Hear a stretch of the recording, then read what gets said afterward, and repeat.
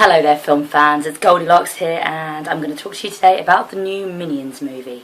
So, for those of you familiar with the Despicable Me franchise, or just who haven't been living under a rock for the past 2 years or so, you'll recognise the little yellow creatures. I like it that the Minions are a side character. They are basically the same character times 1,000. They're the same characteristics mostly, as opposed to other animated classics like Toy Story where you've got Buzz and Woody who are completely different. I was worried if you just had the Minions it might get a bit boring and repetitive.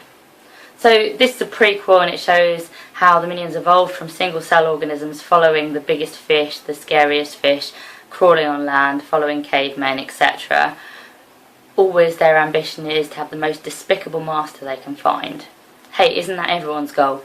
3 Minions, Kevin, Stuart and Bob, go off to find a new despicable master, and that takes them to 60s New York. For me, quite a lot of the enjoyment did come from the 60s setting. I really liked the time period, I enjoyed the visuals, the soundtrack was amazing, and there were a lot of nice little pop culture in-jokes for the adults. I also enjoyed the movie more when they did start to involve some humans. The first humans they really come across are a villain family, the father of which is played by one of my favourite actors, Michael Keaton, and I really enjoy the sequence that involves those characters. Another thing I really enjoy about the Despicable Me franchise is the lead characters are mostly villains, and I like the lovable yet villainous hero-villain characters, and I like to see lots more of those at VillainCon in this particular instalment.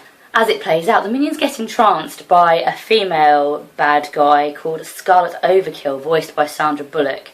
She's had quite a lot of slack and people have said she's not got enough one-liners and isn't as good as Gru, but I thought she played the part pretty well, and I really liked her husband, who is played by Hamm of Mad Men fame. I thought he was really funny. The only thing that's a bit concerning is that we're told that she's a really bad guy, but we never really see her do anything particularly bad for most of the movie. We see the spoils of her badness, but we don't see her actually do anything particularly villainous. A lot of the action does play out in a very stereotypical view of London, but then I guess it was the 60s, so hey, probably all those cliches were true then, who knows. Unlike a lot of modern animations, the Minions do actually have some European heritage in their origins, and it's nice to see that you can feel that in the way they speak and the way they act. There definitely feels to be some French aspect to the way they behave. If I was a parent, I might be concerned about the use certificate because there are a couple of deaths, quite a lot of cartoon violence, and lots that could be classified as imitative behaviour.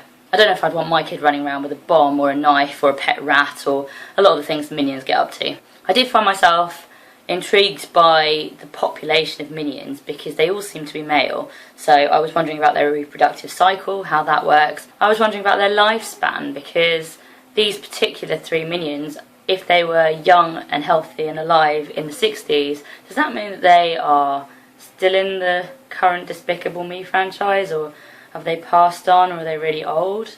I did enjoy the 3 central characters though. I thought they had nicely defined characteristics while still all looking very similar. They were very clearly 3 different characters, which was good. I absolutely love animated movies, but I don't really find myself laughing at these ones particularly, which is odd because a lot of people that I speak to really find them hilarious. I do enjoy them, but I don't find them hilarious. I find them pleasant.